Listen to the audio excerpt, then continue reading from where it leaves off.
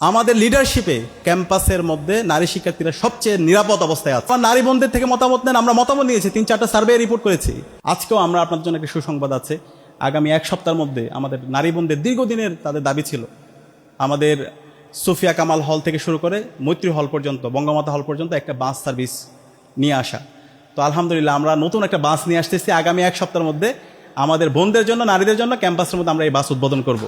শুধু এটা একটা বাস না, আমরা এমন একটা বাস নিয়ে আসতেছি, এটা হচ্ছে ইকো বাস। আকিস গ্রুপ আমাদেরকে স্পন্সর করেছে। সেখানে উপরে সোলার থাকবে, বাসের মধ্যে স্টুডেন্টরা ল্যাপটপ চার্জ দিতে পারবে, ডিভাইস চার্জ দিতে পারবে। একই সাথে সেখানে আমরা পানির ব্যবস্থা করেছি, ড্রিঙ্কিং ওয়াটার, সুপেয় পানি পান করতে পারবে।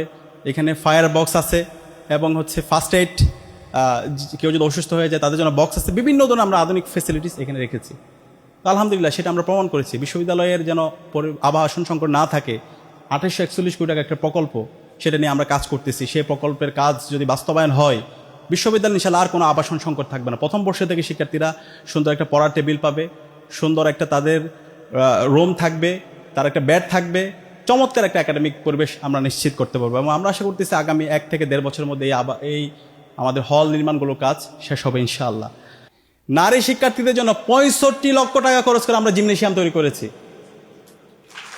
তো এই জিমনেশিয়াম তৈরি করার পর 5 মাস জুড়ে আমরা বসে আছি। বিশ্ববিদ্যালয় প্রশাসন বিভিন্ন অজুহাত দিচ্ছে, তারা বারবার বলতেছে এই সমস্যা ওই সমস্যা বলে আমাদেরকে আটকে রাখা হয়েছে। এবং আলহামদুলিল্লাহ অবশেষে আমরা কথা বলছি, ভিসিকেও বলছি, এবং তারা বলছে এটা দ্রুত অনুমোদন, তারা উদ্বোধনের জন্য আমাদেরকে অনুমোদন দিবে। এবং আমরা এখন অপেক্ষায় আছি, তারা অনুমোদন দিলেই সব কিছু প্রস্তুত, আমরা শিক্ষার্থীদেরকে নিয়ে সেটা উদ্বোধন করে সেটা সবার জন্য উন্মুক্ত করে দেবো ইনশাআল্লাহ। এবং আপনারা এটাও জানেন, আগামী 17 তারিখ আমরা বিশ্ববিদ্যালয়, এটা কখনো হয় না, বাংলাদেশের ইতিহাসে একটা ঐতিহাসিক জব ফেয়ার হতে যাচ্ছে।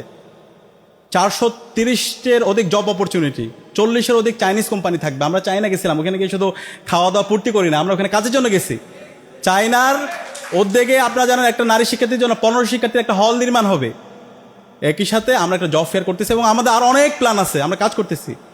সেখানে ইনস্ট্যান্ট 430-এর অধিক জব অপরচুনিটি আছে, যারা যোগ্য হবে তাদেরকে চাকরি দিয়ে দেওয়া হবে। এবং একই সাথে বিভিন্ন কোম্পানি আসবে, তাদের সাথে আমরা আপনাদেরকে অ্যালাইন করে দেবো। এবং আমরা উদ্যোক্তা মেলা করছি, আমরা প্রতিনিয়ত কাজ করছি এই ধরনের কাজ। আপনারা আগের ডাকসুর হিস্ট্রি দেখেন, পত্রিকা দেখেন, তারা কখনো এক টেবিলে বসতে পারে নাই, কিন্তু আমরা দেখিয়েছি কিভাবে হল সংসদ, কেন্দ্রীয় সংসদ সমন্বয় করে কাজ করতে হয়, কিভাবে শিক্ষার্থীদের কাছে যে কমিটমেন্ট, আমরা যা কমিটমেন্ট দিচ্ছি তা তো বাস্তবায়ন হয়েছে, তার চেয়ে বহুগুণ কাজ আলহামদুলিল্লাহ ইতিমধ্যে আমরা বাস্তবায়ন করেছি বিশ্ববিদ্যালয় প্রশাসনের অসহযোগিতা সত্ত্বেও আলহামদুলিল্লাহ। তো আমরা কথা দিতেছি ইনশাল্লাহ এই জেনারেশন ইনশাল্লাহ আগামী 5-10 বছর পর তারা ন্যাশনাল রাজনীতিতে যাবে, জাতীয় রাজনীতিতে যাবে ইনশাআল্লাহ। এই জেনারেশনে আগামীর বাংলাদেশ বিনির্মাণ করবে ইনশাআল্লাহ। এবং এই জেনারেশন আগামীর নগরের তারা দায়িত্বে যাবে, এবং তাদের মাধ্যমে এই নগরের 55 বছরে যে বঞ্চনা, ইনশাআল্লাহ আমাদের হাত ধরে এই নগরের বঞ্চনা আমরা দূর করবো ইনশাআল্লাহ। তো এই সকল মোটিভেশন আমরা পেয়েছি শহীদ আব্দুল মালেক থেকে।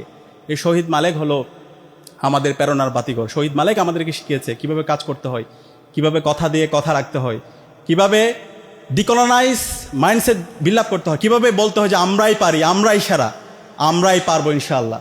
সেটা আমরা জুলাই বিপ্লবে দেখেছি, সেটা আমাদের আবু সাইদ, শহীদ আলী রায়হানরা সেটা আমাদেরকে দেখিয়েছে।